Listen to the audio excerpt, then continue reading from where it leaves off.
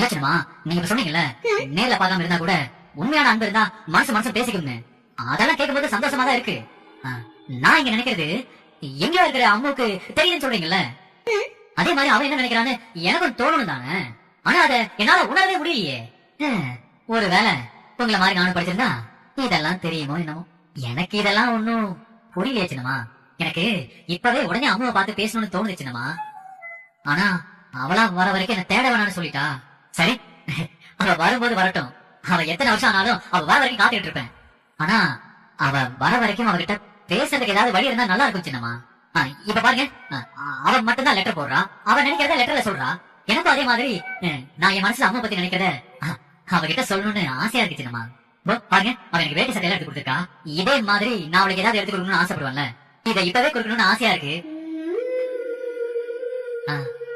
என்னவே